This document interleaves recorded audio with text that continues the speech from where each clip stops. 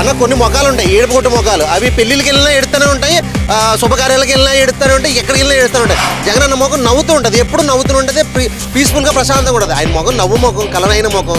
అది కొంతమంది చేస్తారు. ఇప్పుడు కొన్ని వీడియోల్లో మనం పవన్ కళ్యాణ్ గారు కూడా ఒకరు చనిపోతే అక్కడికి వెళ్ళి పక్కన వాళ్ళతో ముచ్చట్లు పెట్టి నవ్వుతూ ఉన్నారు. పవన్ కళ్యాణ్ గారు కానీ చంద్రబాబు కానీ మీడియాలో తప్ప పబ్లిసిటీ బయట లేదు, జనాల్లో లేదు. ఆంధ్ర చూస్తే మీకు అర్థమైపోతుంది ఈ సిచ్యువేషన్ ఏందని. అవును, ప్రతిపక్షంలో అయితే ఏకపడ దిగుతాడు కదా, మరి మామూలుగా ఉండదు. లోపలికి వెళ్ళి వేసి దిగుతాడు. నిన్న కాక మొన్న లోకేష్ ఒకటి అనిల్ అంబానీ వాళ్ళది ఒక కంపెనీ ఓపెన్ చేశాడు. అది ఎవరు తీసుకొచ్చారు ఆంధ్రాకి? ఎవరు తీసుకొచ్చారు అన్న? నేను ఇంకో విషయం చెప్తున్నా, ఆంధ్రాలో అభివృద్ధి అనేది జరగదు ఈ 4-5 సంవత్సరాలు జరగదు. ఎందుకంటే దోచిన కాడికి దోచుకోవాలి, నెక్స్ట్ అలాగా మన రాము అని ఫిక్స్ అయిపోయారు. వాళ్ళు కూడా బాధపడుతున్నారు. ఇప్పుడు అనవసరంగా మేము ఓట్లు వేసాం రా బాబు, అది జగన్ ఉన్నప్పుడే బాగుండేది. కనీసం మనం చూడకపోయినా మన తల్లిదండ్రుల్ని జగన్ చూశాడు. నేను పక్క పవన్ కళ్యాణ్ ఫ్యాన్ అన్నాను నేను. జగన్ అన్న ఖచ్చితంగా ప్రజల మనిషి, ప్రజలకు సేవ చేసే మనిషే.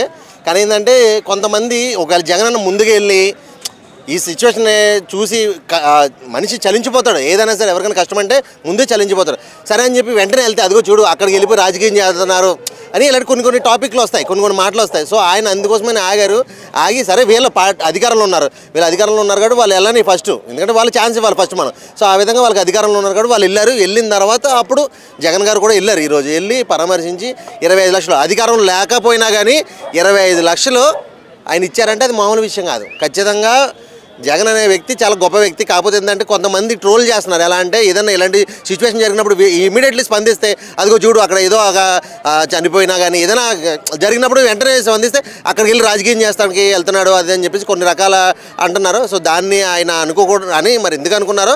ఇంకోటి ఏంటంటే పదవిలో ఉన్న వాళ్ళు ముందు వెళ్ళాలి అనే ఉద్దేశంతో ఆయన ముందు వాళ్ళకి ఛాన్స్ ఇచ్చారు. ఈ రోజున ఆయన వెళ్ళి అధికారంలో లేకపోయినా కానీ 25 లక్షలు ఇవ్వడం అనేది మాత్రం అది చాలా గొప్ప విషయం అని చెప్పుకోవచ్చు. మామూలుగా జగన్ వెళ్ళినప్పుడు జగన్ నవ్వుతాడు అన్నట్టుగా అన్న కొన్ని మొఖాలు ఉంటాయి, ఏడుపుకొట్టు మొఖాలు. అవి పెళ్ళిళ్ళకి వెళ్ళినా ఎడుతూనే ఉంటాయి, శుభకార్యాలకు వెళ్ళినా ఎడుతూనే ఉంటాయి, ఎక్కడికి వెళ్ళినా ఎడుతూనే ఉంటాయి. జగన్ అన్న ముఖం నవ్వుతూ ఉంటుంది, ఎప్పుడు నవ్వుతూ ఉంటుంది, పీస్ఫుల్గా ప్రశాంతంగా ఉంటుంది. ఆయన ముఖం నవ్వు ముఖం, కలనైన ముఖం, అందమైన ముఖం. అది ఆయన ఎక్కడికి వెళ్ళినా కానీ అంతే అందంగా ఉంటాడు. అది శుభకార్యాలకు వెళ్ళినప్పుడు ముఖం అదిలో పెట్టుకుని లేదంటే ఇలాంటి కార్యక్రమం అదిలాగా ఉంటాడు. ఆయన ఎప్పుడు కూడా నవ్వుతూనే నలుగురు నవ్వించాలనుకుంటాడు. ఇప్పుడు చనిపోయిన వాళ్ళ దగ్గరికి వెళ్ళి పక్కన కూర్చొని ఆడడం కాదు కదా పద్ధతి. అరే అమ్మ జరిగిందేదో జరిగింది, అయిపోయింది, మేమున్నాం అని ధైర్యం ఇవ్వాలి. అది కావాలి కానీ వెళ్ళి అని చెప్పి గుడ్డేసుకుని ఎత్తి మీద కూర్చొని ఆడమంటారు ఏంది? అది కొంతమంది చేస్తారు. ఇప్పుడు కొన్ని వీడియోల్లో మనం పవన్ కళ్యాణ్ గారు కూడా ఒకరు చనిపోతే అక్కడికి వెళ్ళి పక్కన వాళ్ళతో ముచ్చట్లు పెట్టుకుని నవ్వుతూ ఉన్నారు. అవి ట్రోల్ చేస్తున్నారు. ఇప్పుడు ఈయన అన్నారని చెప్పి ఆ విధంగా అవి ట్రోల్ చేస్తున్నారు. జరుగుతూ ఉంటాయి. అయినా మనం వెళ్ళి ఇప్పుడు ఎవరికైనా ఏదైనా అన్యాయం జరిగితే అక్కడికి వెళ్ళి వాళ్ళు ఓదార్చాలే కానీ వాళ్ళ పక్కన కూర్చొని మనం ఆడకూడదు కదా, అదనమాట. సో జగన్ గారు ఫేస్ కట్టే అది నవ్వుతూనే ఉంటుంది, ఆయన నవ్వు ముఖమే. సో అది ఆయన ఫేస్ కట్ట, ఆయన ప్రజల్లో ఉన్న అభిమానం మాకు, ఆయన ఎలా ఉన్నా కానీ మాకు నచ్చింది అది. సో పవన్ కళ్యాణ్ వచ్చినప్పుడు అంత క్రౌడ్ రాలేదు, అంత జనాలు రాలేదు. సో జగన్ వచ్చినప్పుడు బాగా జనాలు వచ్చారు. అది 100% 100% అది కరెక్టే అన్నది. ఇక్కడ మన మీడియాలో తప్ప పబ్లిసిటీ, ఇక్కడ పవన్ కళ్యాణ్ గారు కానీ చంద్రబాబు కానీ మీడియాలో తప్ప పబ్లిసిటీ బయట లేదు, జనాల్లో లేదు. ఆంధ్ర చూస్తే మీకు అర్థమైపోతుంది ఈ సిచ్యువేషన్ ఏందని. అరే ఒక వీడియో పవన్ కళ్యాణ్ వీడియో కానీ చంద్రబాబు నాయుడు వీడియో కానీ పొగుడుతూ పెట్టినా కానీ అక్కడ కామెంట్స్ ఓపెన్ చేస్తే మొత్తం జగనే ఉంటాయి. వైఎస్ జగన్. పబ్లిక్లో ఉన్నది జగన్ అన్న, మీడియాలో మాత్రం ఉన్నది మాత్రమే వీళ్ళు అధికారం పార్టీలో ఉన్న వాళ్ళు మాత్రమే. కానీ జనాల్లో గుండెల్లో ఉన్నది మాత్రం ఖచ్చితంగా జగనే 100% అది. ఇప్పుడు ఎవరు గెలిచినా కానీ అక్కడ సీఎం ఆంధ్ర ప్రజలకి ఏంటంటే సీఎం జగనే. ఇప్పుడు ఈవీఎంలు స్కామ్లు చేసో హ్యాకులు చేసో లేదంటే ఇది చేసి అధికారంలోకి వచ్చినంత మాత్రాన వీళ్ళు అధికార నాయకులు అయిపోరు. అది బాహుబలి సినిమాలో ఒకటి ఉంటుంది, అరే బాబు ఇప్పుడు వరకు మా రాజ్యానికి బాహుబలిరా, ఆయన లేకపోవడం వల్ల నీకెందుకు ఊడిగం చేశాం కానీ ఆయన వచ్చేసాడు. ఇప్పుడు ఆయన మా రాజు, ఎప్పుడో శివగామి ప్రకటించింది అన్నారు కదా, ఇది కూడా అంతే. మా రాజు ఆంధ్ర ప్రజలకి సీఎం ఎప్పటికైనా సరే జగనే. సో జగన్ లేడు పక్కకి వెళ్ళాడు కదా అని చెప్పేసి ఈ రోజున ఏదో ఇలా అధికారంలో వచ్చారు కాబట్టి సీఎం అంతే, వాళ్ళ పేరుకే సీఎం. కానీ ప్రజలందరూ కోరుకునేది మాత్రం జగనే. మళ్ళీ ఈసారి ఖచ్చితంగా 29లో జగన్ వస్తాడు. ఈసారి 175 వస్తాయని ధైర్యంగా ఉన్నారు. ఎందుకంటే ఈసారి యాక్ట్ చేయడం కానీ లేదంటే ఇలా స్కాములు చేయడం కానీ ఏమి ఉండదు.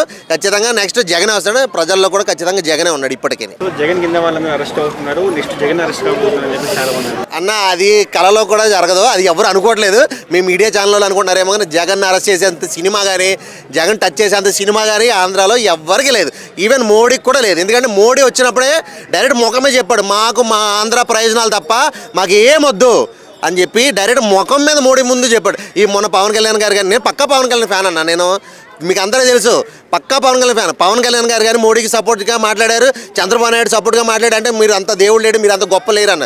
కానీ జగన్ మాత్రం పక్కనే కూర్చోబెట్టుకుని మాకు మా ఆంధ్ర అభివృద్ధి కావాలి, మా ఆంధ్ర వల్ల సంతోషమే కావాలి, ఇదే కావాలి, కానీ మాకు ఏ అధికారం సపోర్ట్ అవసరం లేదు, మీరు చేస్తారని నేను కోరుకుంటున్నాను, మీరు చెయ్యాలని కోరుకుంటున్నాను అని చెప్పి ముఖం మీద మాట్లాడాడు. అది మొగతనం అంటే. అది ఇవాళ జరిగిన ఇష్యూపై ట్రోల్ చేసేవారికి ఫైనల్ ఏం చెప్తారు అన్న? ట్రోల్ చేసే ప్రతి ఒడు ట్రోల్ చేస్తూనే ఉంటాడు, కానీ రియాలిటీ ఏంది అన్నది ప్రతి ఒక్క ప్రజలకి తెలుసు, చూస్తున్న ప్రతి ఒక్కరికి తెలుసు. జగన్ యొక్క మంచితనం, ఆయన గొప్పతనం అన్న. ఎవరు కుర్రోళ్ళు కాదన్న, ముసలోళ్ళు రేపు మాపు పోయేటోడిని వెళ్ళి అడిగినా కానీ జగన్ గొప్పతనం చెప్తాడు. అది అంత గొప్ప మనిషి. అది చంద్రబాబు నాయుడు గురించి మాత్రం అడగండి, ఏం చెప్తారంటే అది మీరు మీ ఛానల్లో కూడా మీరు వేసుకోలేరు. అందుకే 2 లక్షలు ఇవ్వడం జరిగింది. నిన్న కాక మొన్న అరటి రైతులు నష్టపోయారని చెప్పి కోటి చెప్పాయి. ఇప్పుడు 25 లక్షలు.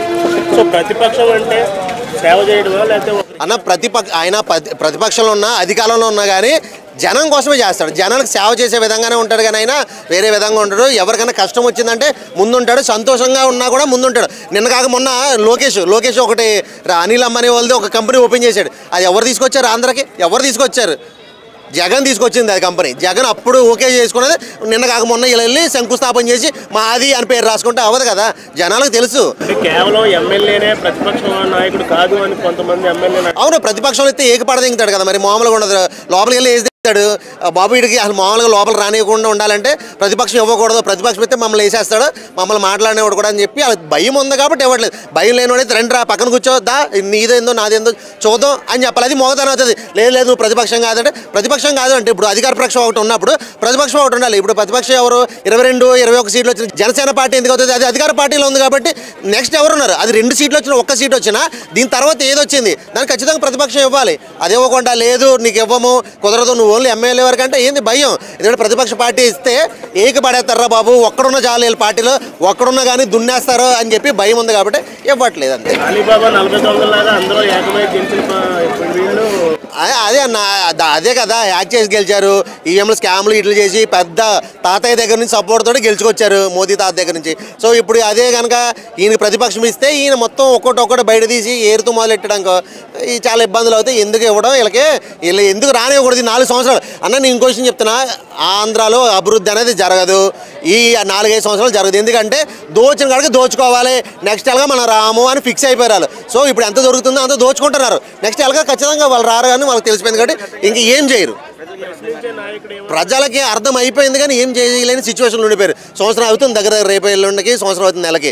సో ప్రజలకు అర్థమైపోయింది వీళ్ళు ఏమీ చేయరు, మనం ఓట్లేసి తప్పు చేసాం. ఓట్లు లేని వాళ్ళు చాలామంది ఉన్నారు, కానీ ఓట్లు వేసిన కొంతమంది ఉన్నారు కదా, ఒక 5%, 10% ఓట్లు వేసిన వాళ్ళు ఉన్నారు. మిగతా అంతా వేరే విషయం. కానీ ఒక 5%, 10% ఓట్లు వేసిన వాళ్ళు ఉన్నారు చూడు, వాళ్ళు కూడా బాధపడుతున్నారు. ఇప్పుడు అనవసరంగా మేము ఓట్లు వేసాం రా బాబు, అది జగన్ ఉన్నప్పుడే బాగుండేది. కనీసం మనం చూడకపోయినా మన తల్లిదండ్రుల్ని జగన్ చూశాడు. కొంతమంది వదిలేసి సిటీలకు వచ్చేసి తల్లిదండ్రులు పట్టించుకునే వాళ్ళు ఉన్నారు. ఇప్పుడు తల్లిదండ్రులు ఫోన్ చేసి మాకు బతకడానికి డబ్బులు లేవు, ట్యాబ్లెట్లు డబ్బులు లేవు, పంపించండి అంటే ఒకటి అమ్మ జగన్ ఉన్నప్పుడు నాకు ఒక్క ఫోన్ కూడా రాలేదు, నా అమ్మ బాబుని వదిలేసి నేను హైదరాబాద్లో బతుకుతున్నా, లేదా బెంగళూరులో బతుకుతున్నా, ఇప్పుడేంద్ర డబ్బులు పంపించండి, నేను ఇక్కడ బతకడానికి నాకు ఇబ్బంది అవుతుంది, ఇప్పుడు వీళ్ళకి ఇంటికి 5,000, 10,000 ఆడ నుంచి పంపించాలరా అని చెప్పి ఓట్లేసినోడు కూడా ఎడుతున్నాడు. ఇప్పుడు అన్న ప్రశ్నించేవాడు ఎప్పుడు కూడా ప్రతిపక్షంలో ఉండాలి. అధికార పక్షంలోకి వస్తే ఏమవుతుంది? చేయలేడు. నేను ఎప్పటి నుంచో చెప్తాను, నా పవన్ కళ్యాణ్ కనుక తప్పు చేసినా కూడా నన్ను కూడా శిక్షించమని ఆయన చెప్పారు. శిక్షించే వాళ్ళు ఎవరున్నారు? ఇప్పుడు చంద్రబాబు ఆయన శిక్షిస్తే ఆయన పార్టీ ఉంటుందా? డిప్యూటీ సీఎం నుంచి తీసేస్తానన్నారు. డిప్యూటీ సీఎం నుంచి తీసేసి ఈ పార్టీకి ఏమయ్యేది? చంద్రబాబు నాయుడు పరిస్థితి ఏమయ్యేది? అయిపోయేది మొత్తం. సో పవన్ కళ్యాణ్ని ఎవరు కదపలేరు, ఆయన పార్టీ ఆయనదే. కానీ నెక్స్ట్ ఏంటంటే పవన్ కళ్యాణ్ కనుక ఓన్గా పోటీ చేస్తే మాత్రం బాగుంటుంది. ఖచ్చితంగా గెలవడైతే గెలవడు, కానీ ఓన్గా పోటీ చేస్తే మాత్రం డెఫినెట్గా బాగుంటుంది.